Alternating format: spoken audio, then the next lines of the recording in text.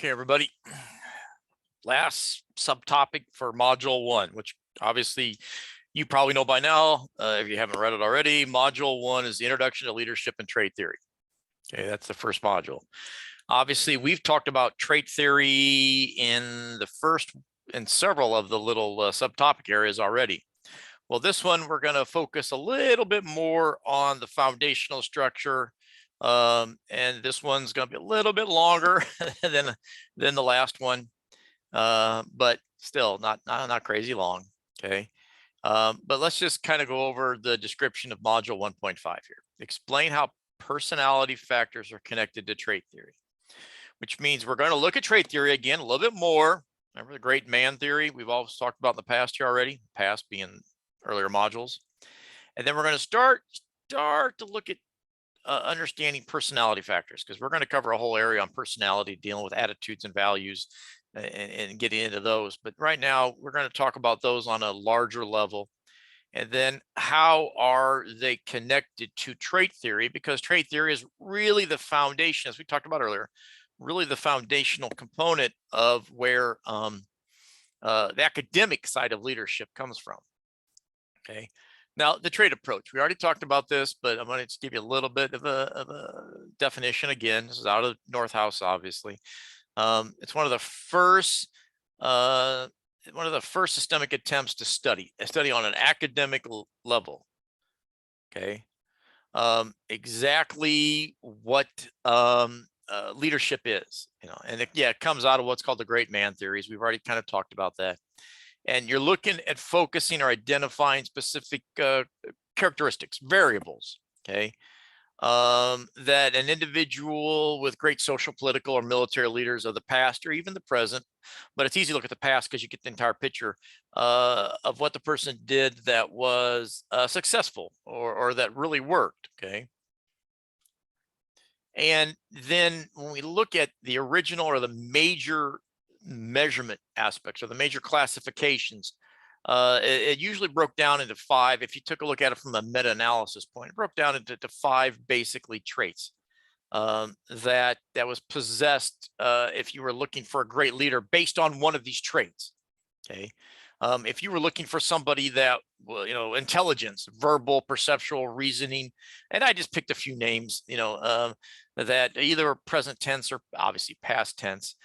Steve Jobs is no longer with us. The other 2 guys are Jobs, Gates, Ellison. These are the Apple, Microsoft. I mean, these are the tech guys that, have come up with new ideas or invented new things, kind of thing.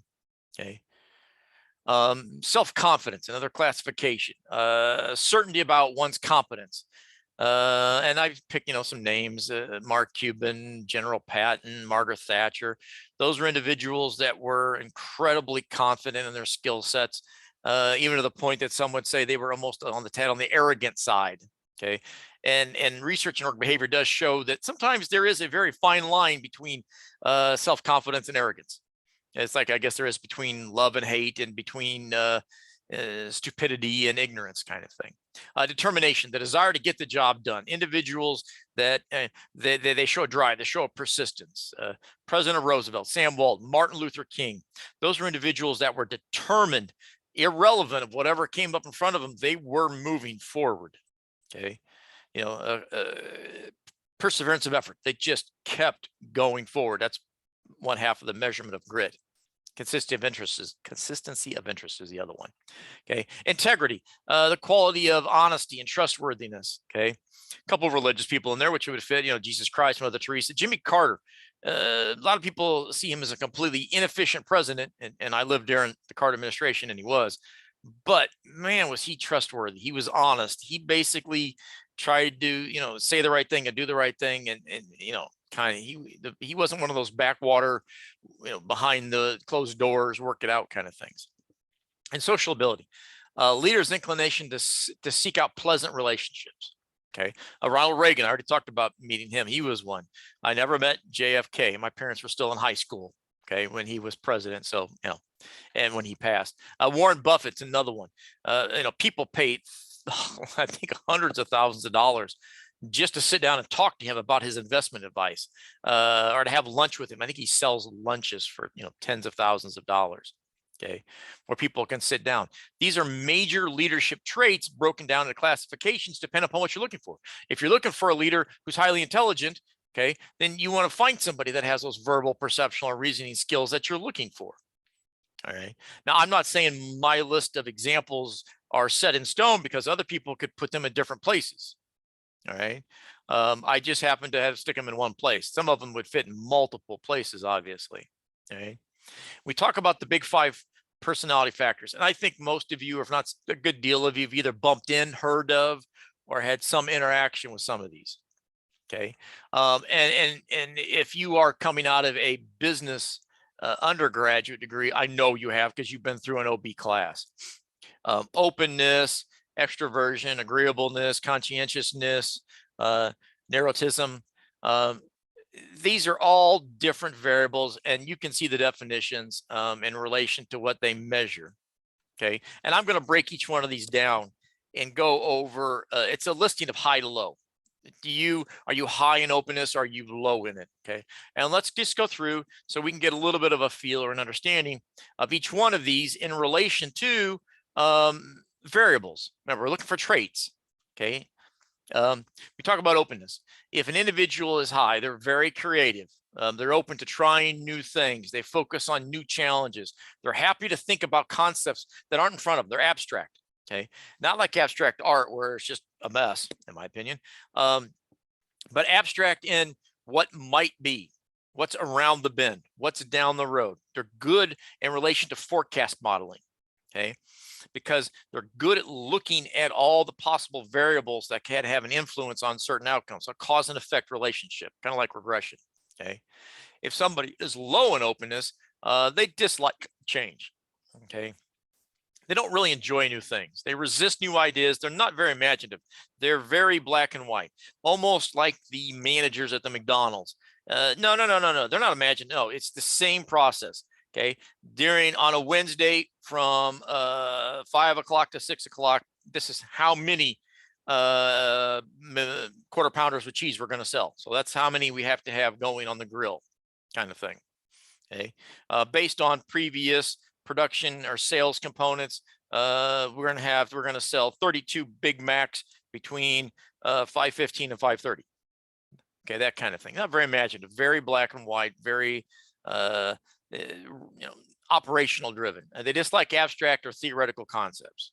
Okay, no, none of that stuff. It's all very focused. Okay, extroversion, individuals that are high in extroversion. Okay, they enjoy being the center of attention. They like to start conversations. They enjoy meeting new people. They're very outgoing. They easily make friends. When they're around others, it brings out their personality. Okay, they're social butterflies, if that phrase rings a bell with any of you. Okay, people that are low in extroversion, they prefer the solitude. They feel exhausted when they have to spend socializing, spend time with people.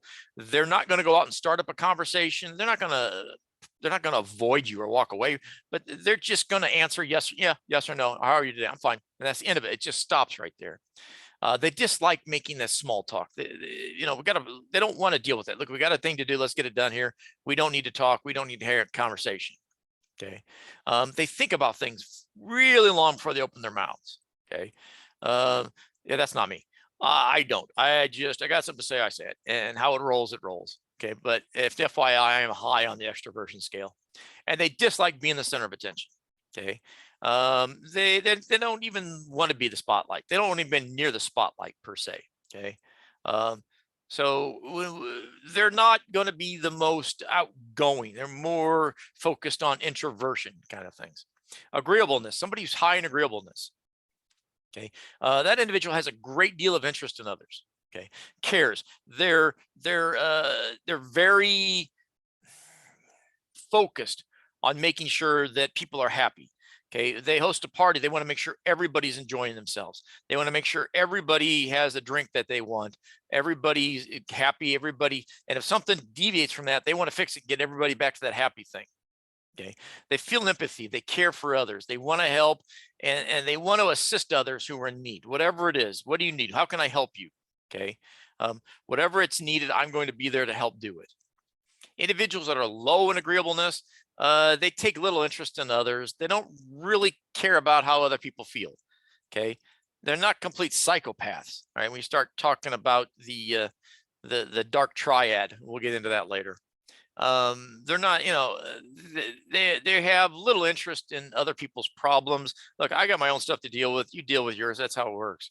They may insult or belittle others just because they just don't want to have to deal with them. And they can manipulate others to get what they want. They're somewhat little Machiavellian there, if you know what that means. And we'll talk about that when we get into the dark triad, okay, which is in another module altogether. Okay, conscientiousness. People are high. They're preppers. They're preparers. They are setting the process. They spend time preparing. They finish what they start. Okay, they don't put it off. They don't put it away. They pay attention to every detail that's out there, and they really enjoy making a schedule. They not just enjoy making it, they enjoy following it, and almost like checking a box off each time you do something. You start with the macro and you make the schedule down to the micro, and then you just check a box off as you go. Okay, I've got this done, I've got this done, I've got this done. Okay, it's kind of the way I explain to undergraduates that I advise when they get into Web Advisor and they can see the plan of study. Each time a class finishes, it checks off and it shows you how you're getting closer to graduation. That's okay. That is a very set schedule. Okay, if they're low in that, they dislike structure and schedules. They're more of a free spirit. Okay, an entrepreneur compared to an accountant. Effectuation logic compared to cause and effect logic. Okay, they make messes and don't care about things. They'll fail to return things to where they are. They'll procrastinate until it's almost too late, and they fail to complete necessary or assigned tasks, and it's usually within a time frame. Okay, they'll get it done, but if you say I need it done in 30 minutes, they may get it done in 3 hours. Okay, and it's not because they can't do it, it's just because there's something else came up or they lost interest. Okay, neuroticism, when we talk about somebody who's high in that, they experience a lot of stress. Okay, they worry about many different things, maybe to the point where it goes beyond just normal human capacity. They're easily upset. They experience dramatic shifts in moods. Okay, they feel anxious. They're always waiting for the next shoe to fall. There's another colloquial term. They're always, something bad's about to happen. They're pessimists.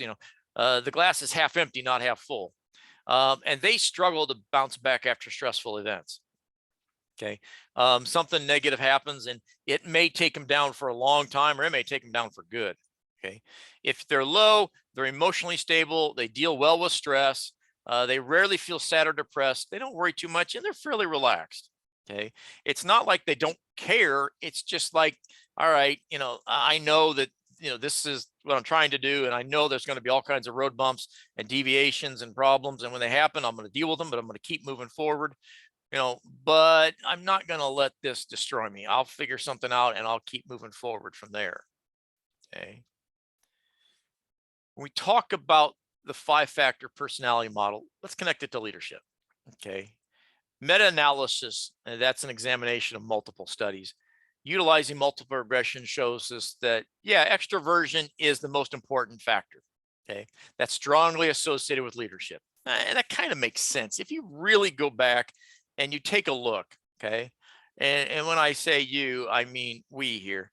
When we go back, let's do this.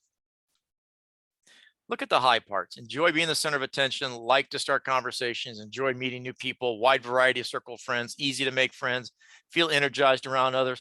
Yeah, that kind of makes sense.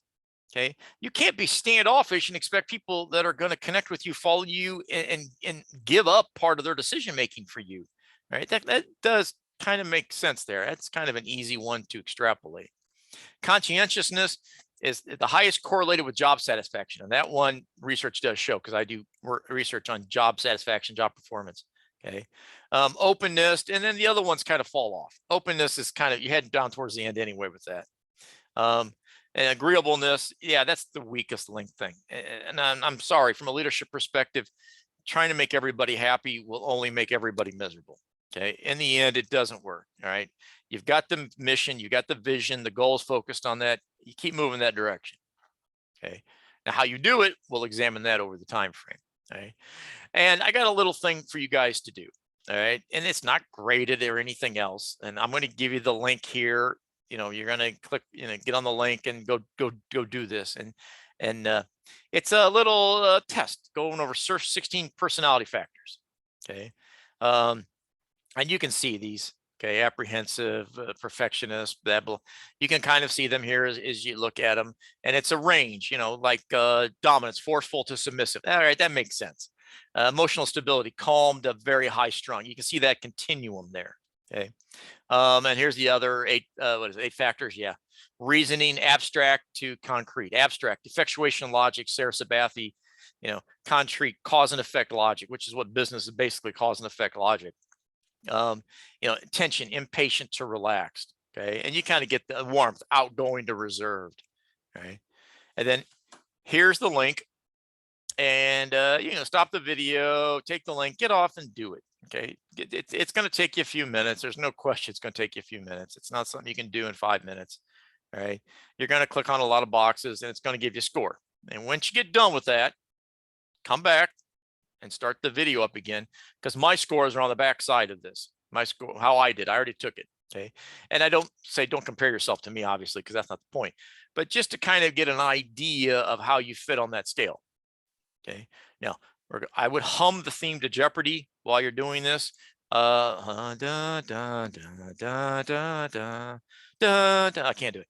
Anyway, let's see how I did, because you've already come back from doing it now. Okay. It's a 0 to 4 scale. All right. And actually, my highest score was on this page and my lowest score is on the next page. Obviously, dominance is very high for me in relation to how assertive you are with dealing with others. Okay.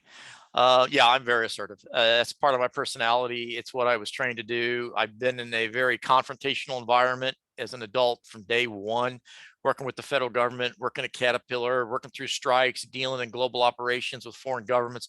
Yes, I have been very assertive. And then moving in to, as I was a chair for 10 years before becoming an associate dean here.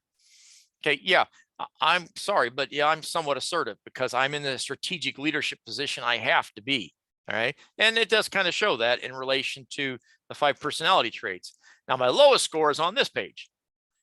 And my lowest score is apprehension, which is 1.5. And this is how troubled you are. And yeah, I just keep going forward. I'm sorry. I keep moving forward. And even, if somebody trying to pull me backwards, I just keep moving forward and they come with me. All right. Yeah, I'm not saying I just whatever things. I plan, I structure, but you know what? If I need to make a deviation, we deviate. I'm more of an open system. You want me to go into a square mold, I'll go into a square mold. You want me to go into a round peg, I'll fit into a round peg. Okay, whether I agree with you or disagree with you, you may never know that.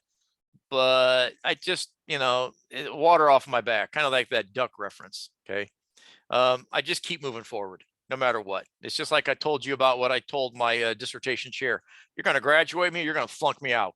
That's the end of it. And I already taken all the classes and passed all my comprehensive exams. I don't know if you guys, actually apologize if you don't understand how a PhD program works. You take a bunch of classes. My PhD was 25 different classes. Okay. Then you have to pass what are called comprehensive exams. There was 4 comprehensive exams dealing with different levels of management, different areas. Okay. Then once you've done all that, then you start working on your dissertation. And you're considered what's called ABD, all but dissertation. And that's when you have to write a 5-chapter dissertation. Chapter 1 is all the introductory stuff. Chapter 2 is the lit review. Chapter 3 is methodology. Chapter 4 is your findings. And 5 is all your conclusions and stuff. Then you have to defend that in an oral presentation to your committee. Once they sign off on it, then you become Dr. Joe Blow, or in my case, Dr. Jeff Bruns. All right. But yeah, I got all the way there to the end, and I told you, there's 5 members on the committee and everybody's got what they want, this and change this and do that. And I said, look, guys, you're either going to graduate, and they were all guys, you're either going to graduate me, you're going to flunk me out. Those are your only 2 options. Yeah, I'm not going to quit, not leaving. I'm not going to stop. I'm going to keep moving forward. So yeah, apprehension is very low for me. Yeah, I just keep moving forward. Okay. And this is where we start to get into looking at emotional intelligence. Okay. And how, remember, this subtopic area deals with personality factors focused on trait theory. We're looking at emotional intelligence as well as IQ, which is obviously measuring your intelligence on the intellectual level. Okay. And then we talk about emotional intelligence, the ability to perceive and apply emotions to life tasks. Okay. Now, you hear me hear the phrase, somebody has, wears their emotions on their arms. Okay. Or you control your emotions or they control you. That's somebody that might be a little too emotional. Okay. Where they're easily swinging from happy to sad, or they're easily into a mood, which moves into an emotion. Okay. I'm in a bad mood, and all of a sudden it grows into anger kind of thing. They have the ability to reason and understand emotions. Okay. They have the ability to express emotions. There have been times in the past I've been called cold and calculated, and it's true. Okay. But that doesn't mean that I'm enjoying. I've had to, do negative things I didn't want to have to do. Or let's just say, regarding labor. Okay. I didn't enjoy it. I took no pleasure in it, but I did it because I had to do it. Right. Did it bother me? Yes. Okay. Did it have an emotional impact on me? Yes. Right. But I didn't wear it on my sleeve. Nobody knew it. That's why I kind of was seen as being cold and calculated. Right. And as they manage emotion within oneself and within relationships. Okay. I've caught myself many times saying, okay, everybody calm down. All right. People are yelling at each other, or somebody's yelling at me. I've had that happen too. Calm down. Let's find the root cause of this. Never focus. Negotiation. Rushworth Kittimer's 9 rules of negotiation. One of them is never focus on the person, focus on the issue. Okay. All right. You're not mad at me. You're mad at some issue, and I'm just the one who's either bringing it to you or the one you associate with it. Okay. Now, if you're mad at me, then yes, we need to have a conversation. But if it's an issue, we can find a resolution to this. Okay. And the underlying premise is people who are more sensitive to their emotions and their impact on others will be more effective leaders. Not only understanding your own emotions, and you've got them, we all have them: anger, fear, hostility, love, jealousy, they're all there. But everybody else who reports to you also has them. Okay. And different people can be feeling different emotions at different points in time. Okay. And being able to read all that is not the easiest thing in the world to do. And that's where we start talking about that personality of emotional intelligence. So the focus to the trait approach, keep in mind, focuses exclusively on the leader. Trait approach is a leader focused outcome. All right, what traits they exhibit, who has those traits. On the personality assessment, organizations use personality assessment to find the right person. We call it job fit. First thing you need to do is find organizational fit. Find the right organization. If you're in the wrong organization, even if you have the best job, you're going to hate it. It's not going to be good for you. You need to leave. Okay. Once you find the right organization, then you need to find the right job fit within the organization. You put the right person in the right job, you take that resource and you make it a capability. That capability gives you core competency in that area, and core competency can help establish competitive advantage. With competitive advantage, you make it sustainable, then you can control price. Okay. That could be a good thing, especially in a competitive market. Okay. Assumptions will increase the organizational effectiveness. You get the right person, the right fit, the organization will be more effective. That makes complete sense. Okay. Specify characteristics and traits for the specific position. The personality assessments measure the fit. Okay. Does the person fit into the right organization? Okay. If you want to be in strategic management at Caterpillar, when you cut, you bleed yellow. I actually said that. I actually said that once in a meeting. And a few of the junior people like me didn't have no clue what I was talking about. But keep in mind, I was raised in this company. My father was still there. My grandfather had retired about 5 or 6 years before I started working there. They both put in 40 plus years. My great grandfather worked there. Let's see, which would that be? My dad's mom's dad. So that would be my paternal, whatever. You get the idea. All right.